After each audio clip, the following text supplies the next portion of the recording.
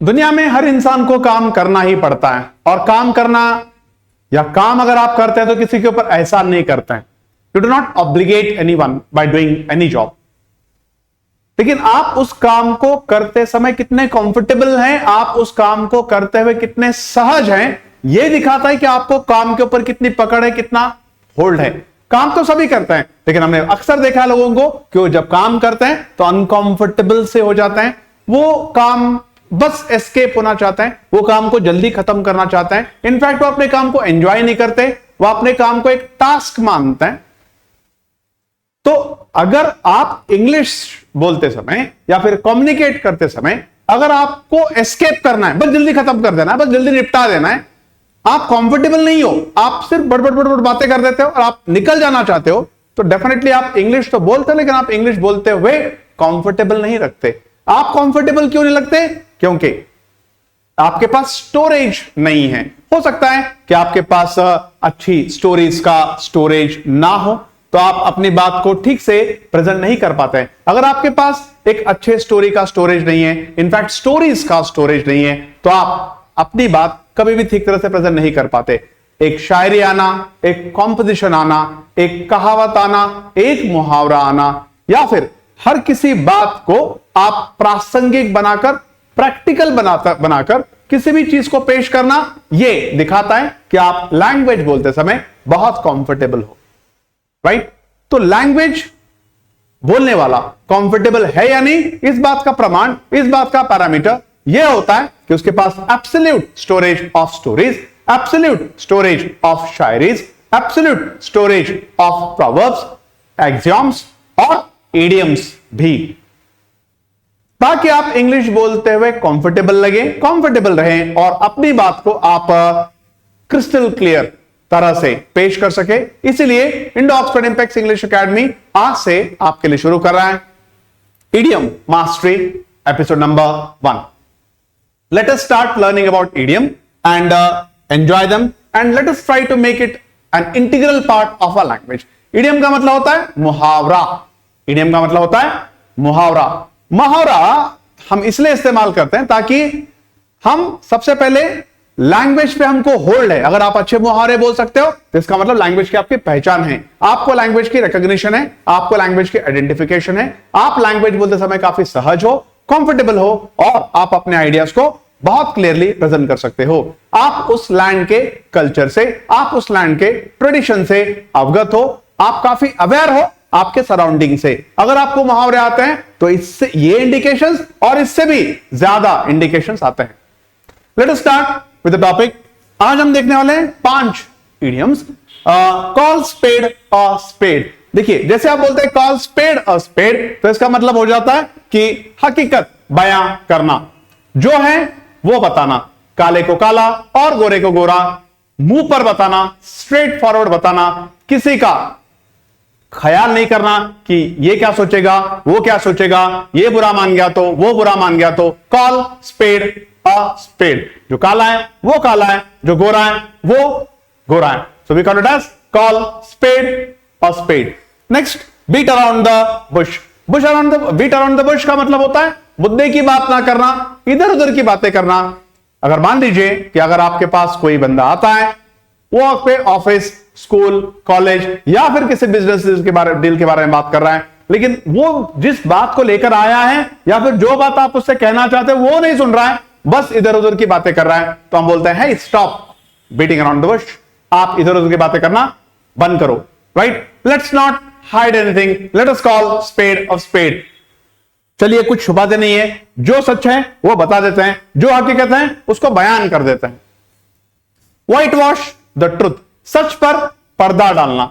सच पर पर्दा डालना का मतलब होता है कि आप सच छुपा रहे हैं किसी से, तो आप उसको बोलते हैं व्हाइट वॉश द ट्रुथ, सच पर पर्दा डालना। उससे ही मिलता जुलता और एक इडियम आता है स्वीप अंडर द रग। नजरअंदाज करना या समस्या छुपाना, लेकिन हल्का सा डिफरेंस होता है व्हाइट वॉश द ट्रुथ और स्वीप अंडर द रग में। देखिए, व्हाइट वॉश द ट्रुथ का मतलब होता है कि आप सच पर पर्दा डाल देते हो, मतलब आप सच छुपाते हो, लेकिन यहां पर है स्वीप अंडर द रग। स्वीप अंडर द रग एक क्रिमिनल एक्टिविटी जैसा लगता है। देखिए, व्हाइट वॉश द ट्रुथ, ये एक डेफिनेटली देखो, सच को छुपाना एक क्राइम ही है, उसमें डाउट नहीं है। राइट? लेकिन इतना बड़ा मतलब इसका जो इंपैक्ट होता है इतना इंपैक्टफुल नहीं होता। व्हाट वाज द ट्रूथ, वो general day to day life में कोई भी कर सकता है और उसको हम एक क्रिमिनल ऑफेंस के, it doesn't amount to be a criminal offence, right. लेकिन स्वीप अंडर द रग ये क्रिमिनल ऑफेंस की तरह होता है, ये थोड़ा सा इंपैक्टफुल, ज्यादा इंपैक्ट होता है।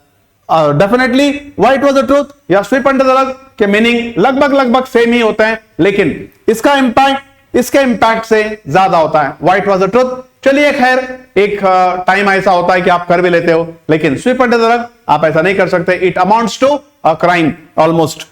Turn a blind eye, turn a blind eye, देखकर अनदेखा कर देना, देखकर अनदेखा कर देना। अब मैं परसों एक ट्रैफिक सिग्नल पे था और वहां पर दो यंग बच्चे लड़ाई कर रहे थे, पता नहीं उनके अंदर क्या हो गया था। वहीं एक पुलिसमैन खड़ा हुआ था, उसने देखा और अनदेखा करके चला गया। The policeman turn the blind I, right, the policeman turn the blind I. Police ने अपनी नजरें फेर ली, नजरअंदाज कर दिया, ध्यान से छोड़ा यार, मुझे कुछ नहीं करना, इससे कन्नी काट लेना, नजरें फेर लेना, we call it as turn the blind eye. Example के साथ सीखेंगे तो ज्यादा बेटर रहेगा। She calls spade a spade even if it offends people। अगर लोगों को बुरा भी लगता है, अगर लोग बुरा मान भी जाते हैं, अगर लोगों को लगता है कि उनकी बेइज्जती की जा रही है, तब भी वो सच को सच कहती है। वो किसी भी हद तक जाके सच को सच कह सकती है। देखिए, कॉल स्पेड स्पेड का मतलब होता है कि आप किसी का लिहाज नहीं करते, आप अपना खुद का भी लिहाज नहीं करते कि मेरी इमेज कैसे हो जाएगी या फिर उसकी जब इमेज खराब हो जाएगी। आप बिल्कुल बिंदास होकर, आप बिल्कुल निर्भीड़ होकर आप कह देते हो कि ये ऐसा ही है। काले को काला, गोरे को गोरा, मैंने आपको बताया था। तो अगर लोगों को बुरा भी लगता है तो वो सच को सच कहने में समर्थ है, सक्षम है। Let's call a spade. This project was a complete failure. ये प्रोजेक्ट एक बिल्कुल फेलियर रहा, राइट। इस बात को हम बिल्कुल दृढ़ता से, हम इस बात को बिना डरे, बिना हिचकिचाए इस बात को मानते हैं और इस बात से हम बिल्कुल भी इनकार नहीं करते हैं कि हम इस प्रोजेक्ट, ये जो प्रोजेक्ट है वो फेलियर रहा। हम बता रहे हैं कि ये प्रोजेक्ट फेलियर था, फेलियर था, फेलियर था। हमने सच बता दिया, हमने बिल्कुल सच और क्लैरिटी से आपको बताया कि ये प्रोजेक्ट एक फेलियर था। तो आपने कॉल स्पेड स्पेड। हम कभी कभी बोलते हैं देखो कुछ मत छुपाओ, आप कुछ मत छुपाओ, किसी का लिहाज मत करो, आप किसी से मत डरो, आप स्पेड को स्पेड कहो, आप सच को सच कहो। You don't hesitate, you don't look back, you call spade a spade, right.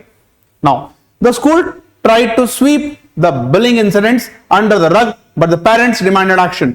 देखो, बुलिंग इंसिडेंट्स वो होते हैं जहां पर बच्चों की रैगिंग होती है या सीनियर जूनियर कॉम्प्लेक्स वहां पर छा जाता है, जहां पर जेंडर बायस भी हो जाता है, जैसे लड़कियों के साथ दुर्व्यवहार किया जाता है या फिर सीनियर जूनियरों के साथ विवाद करते हैं। आपने कई सारे फिल्मों में देखा होगा जिसको हम रैगिंग भी कहते हैं, तो उसको हम बुलिंग इंसिडेंट्स बोलते हैं। जहां पर कोई सीनियर जूनियर्स पे, वो ऑफिस में हो सकता है, वो क्लास में हो सकता है, वो दुनिया में किसी भी कोने में हो सकता है, ये होते ही रहता है, राइट। तो स्कूल्स क्या करते हैं कि उसके ऊपर वो पुताई करने की कोशिश करते हैं कि कुछ नहीं हुआ, वो ऐसे दिखाते जैसे कुछ हुआ ही नहीं, क्योंकि ये क्रिमिनल ऑफेंस हो जाता है। मान लीजिए अगर कोई एक लड़की है जिसके साथ अगर कोई दुर्व्यवहार हुआ, उसके पेरेंट्स को ना पता चले, इसलिए वो क्या कर देते हैं, चीजों को रग के अंदर छुपा देते हैं, चीजों को मैट के अंदर छुपा देते हैं। यहां पर क्या है, स्वीप अंडर द रग। रग मतलब वो जो भी, यहां पर स्वीप अंडर द रग का मतलब क्या हो रहा है, आपको समझ में आ रहा ना। रग मतलब क्या होता है, हो सकता है कोई ब्लैंकेट हो या कोई मैट हो, आप झाड़ के उसके नीचे रख रहे हो और आप सब साफ सुथरा दिखाने की कोशिश कर रहे हो,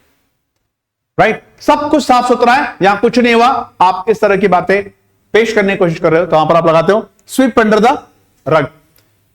instead of addressing the financial problems the company's leadership chose to sweep them under the rug. देखो, कंपनी में कोई फाइनेंशियल प्रॉब्लम्स आ गए हैं तो कंपनी के फाइनेंशियल प्रॉब्लम्स को सॉल्व करने की बजाय उस पर लिपापोती करने में लग गई। जैसे उन्होंने सब कुछ झाड़ के रख के अंदर डाल दिया और ये उन्होंने साबित करने की कोशिश की कि अरे कुछ नहीं हुआ, कंपनी की फाइनेंशियल हेल्थ तो बिल्कुल अच्छी है, कंपनी की फाइनेंशियल को क्या हुआ, बिल्कुल ठीक है, राइट। तो ऐसे बहुत सारी कंपनीज करती हैं, वो कंपनीज लॉस में होती है, उनकी फाइनेंशियल हेल्थ काफी डेटोरेट हो गई से होती है, हुई होती है, लेकिन वो क्या करते हैं, स्वीप अंडर द रग, जो भी झाड़ा हुआ है बस गंदा कचरा रख के अंदर ढक के रख देते हैं और सब साफ सुथरा इमेज दिखाने की कोशिश करते हैं, तो हम बोलते हैं sweep under the rug. Now stop beating around the bush and tell me what really happened. देखो इधर उधर की बातें बंद करो और क्या हुआ मुझे सच सच बताओ। राइट, मान लो कि आपके बच्चे को स्कूल में उसके साथ कोई दुर्व्यवहार हुआ। नहीं, मैं आज स्कूल गया था, मैं सुबह गया, फिर मैं 8 बजे स्कूल पहुंचा, फिर मैं अपने क्लास में गया। वो सब मत बता, इधर उधर की बातें मत कर, क्या हुआ वो बता, मुद्दे पे आ। We don't have time to beat around the bush, just give me a straight answer. नहीं, वो मैं करता था लेकिन क्या हुआ, अगर मान लीजिए अगर ऐसा हुआ ना, तो मैं नहीं, मेरे मन में है करना है, लेकिन इधर उधर की बातें मत कर, सीधी बात बता, करेगा या नहीं करेगा। Don't beat around the bush, इधर उधर की बातें मत कर, सीधा मुद्दे पे आ, सीधा बता, करेगा या नहीं करेगा। The government tried to whitewash the truth about the scandal, but the media exposed the real story. देखो, गवर्नमेंट ने सच पर पर्दा डालने की कोशिश की, लेकिन मीडिया ने उसे उजागर कर दिया। अब यहां पर आप एक बात पूछ सकते हो कि सर, स्वीप अंडर द रग और व्हाइट वॉश द ट्रुथ, क्या हम एक अल्टरनेटिव के तौर पे इस्तेमाल कर सकते हैं? डेफिनेटली आप अल्टरनेटिव के तौर पे इस्तेमाल कर सकते हैं, क्योंकि देखो स्वीप अंडर द रग जो होता है ना, वो उसका इंपैक्टफुल ज्यादा होता है। मैंने आपको पहले बताया, उसका थोड़ा सा ज्यादा इंपैक्ट होता है।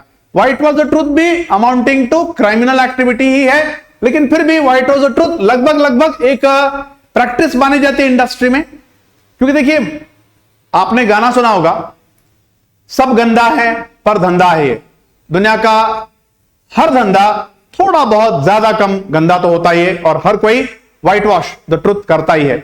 लेकिन स्वीप अंडर द रग ये एक बहुत बड़ा मतलब इंपैक्टफुल बात होती है कि आपने एक बहुत बड़ा क्राइम किया है, इस तरह की भावना आती है। लेकिन अगर आप चाहो व्हाइट वॉश द ट्रुथ या फिर स्वीप अंडर द रग, तो आप उसको रिप्लेस भी कर सकते हो। Instead of admitting the product had flaws, the company attempted to white wash the truth with misleading advertisements. ये मानने की बजाय कि उनके प्रोडक्ट में खराबी है, कंपनी ने ऐसे एडवर्टाइजमेंट देना शुरू कर दिया जो ये दिखा रहे हैं कि प्रोडक्ट तो बड़ा बेहतरीन है। राइट, देखिए कई बार ऐसा होता है, कोई ऑटोमोबाइल होगा, कोई मोबाइल होगा, या फिर कोई भी ऐसे डिवाइस, इलेक्ट्रॉनिक डिवाइस, या फिर कोई मशीनरी होगी जिसमें खराबी आ जाती है, और बहुत सारे लोग बोलते हैं कि देखो ये खराब चल रहा है, लेकिन कंपनी बार बार ऐड देती है और वो चूना लगा देती है सच पर, या फिर लिपापोती कर देती है सच पर, जो कि क्रिमिनल ऑफेंस है। देखिए, स्वीप अंडर द रग मतलब डेफिनेटली वो क्रिमिनल अमाउंट होता है, लेकिन यहां पर आप एक सेंस देख रहे हैं कि व्हाइट वॉश द ट्रुथ का मतलब होता है कि किसी तरह से करके उसको लोथपोत, मतलब बस छुपा देना उसको किसी तरह से। और एक कंपनी प्रैक्टिस है, एक कंपनी नॉर्म है, और ये एक बिजनेस कल्चर है कि बहुत सारी ऐसी चीजें तो जो छुपा दी जाती हैं, और एजेंसीज को पता होते हुए एजेंसीज क्या करती हैं, हाँ ठीक है कोई बात नहीं, अब जो हुआ जाने दो, छोड़ो। अब इतना बड़ा क्राइम नहीं मानते हैं कि उस कंपनी को सीज किया जाए, उस कंपनी के खिलाफ एक्शन लिया जाए। तो व्हाइट वॉश द ट्रुथ इतनी बड़ी क्रिमिनल ऑफेंस नहीं होती है। क्रिमिनल ऑफेंस होती है, बुरी बात है, सच को छुपाना बुरी बात है, लेकिन not amounting to such a grave crime. But sweep under the rug is definitely amounting to a grave crime. एक बहुत बड़ा और भयानक चीज होती है स्वीप अंडर द रग, या फिर एक अमाउंटिंग टू ग्रेव क्राइम होती है, एक बहुत बड़ा पाप या फिर एक बहुत बड़ा जुर्म होता है। The coach turned a blind eye to the players breaking the rules because they were his favorites. ऐसा भी होता है कि कई सारे कोच होते हैं, उनके कुछ फेवरेट प्लेयर्स होते हैं, तो अगर मान लीजिए वो कोई फाउल कर देते हैं, टांग में टांग अड़ा के किसी प्लेयर को गिरा देते हैं, या फिर कोई अदर मैल प्रैक्टिसेस करते हैं, या फिर कोई गलत काम करते हैं, तो कोच उनको नजरअंदाज कर देते हैं। जैसे आपने कई बार देखा होगा कि भारतीय प्लेयर्स को ऑस्ट्रेलियन एम्पायर ने बहुत गलत तरह से आउट दिया है, क्योंकि ऑस्ट्रेलियंस उनके थोड़े फेवरेट होते हैं एम्पायर्स को, वो प्लेयर्स की तरफ थोड़ा लीनियंस ज्यादा होता है, तो वो बोलते हैं ठीक है यार कोई बात नहीं, थोड़ा नजरअंदाज कर देते हैं, थोड़ा नजरें फेर लेते हैं किसी की गलती पे से, तो हम बोलते हैं turn the blind eye. Many people turn a blind eye to corruption thinking it doesn't affect them directly. अब आप देखिए, भ्रष्टाचार, तो अगर हमारी नौबत आती है तो हम भी क्या करते हैं, 100-5 यार दे दे, क्या कर रहा है, जाने दे। तो हम भी क्या कर रहे हैं, वहां पे नजरें फेर रहे हैं, 50 है ना, ले जा, अरे तुम्हारा बर्थ सर्टिफिकेट है आप ले लो, जिसको सिर्फ 10 रुपए की फीस है, लेकिन कोई ऑफिसर आपको या फिर कोई कर्मचारी आपको 100 रुपए मांग रहा है, जाने देना यार 2 दिन। देखो आप 100 रुपए दे दो, मैं आपको 2 दिन में दे दूंगा। 10 रुपए अगर आप दोगे, इसका फीस दोगे, तो 1 हफ्ते के बाद आपके पोस्टल एड्रेस पे आएगा, और 1 हफ्ते के बाद आपके पोस्टल एड्रेस आने के लिए फिर 1 हफ्ता लग जाएगा। तो 15 दिन लग जाएंगे। तो आप क्या बोलते हैं, फिर डायरेक्ट लेने के लिए क्या करना पड़ेगा, 100 रुपए देने पड़ेंगे। हाँ ठीक है, कोई बात नहीं, ले लो। तो टर्न द ब्लाइंड साइड, देखो ये एक बहुत बड़ा भ्रष्टाचार है, और भ्रष्टाचार सरकार की समस्या नहीं है, ये लॉ की समस्या नहीं है, ये समस्या इंसान की नीयत की है। ये इंसान की नीयत पर डिपेंड करता है, राइट। तो हम क्या करते हैं, उसको नजरें फेर लेते हैं, चलो 100 रुपए देना, ठीक है कोई बात नहीं, तो हम नजरें फेर लेते हैं। भ्रष्टाचार एक गलत सिस्टम है, लेकिन फिर भी हम इसे नजरें फेर लेते हैं। आई एम श्योर कि आपको ये ईडीएम का पहला एपिसोड बिल्कुल ठीक से समझ में आ गया है, और हम ऐसे बेहतरीन ईडीएम्स नेक्स्ट सीरीज में भी लाते रहेंगे। This series will be one of the longest series on YouTube. I, Pradeep Kulkarni, take sign of you. Thank you very much.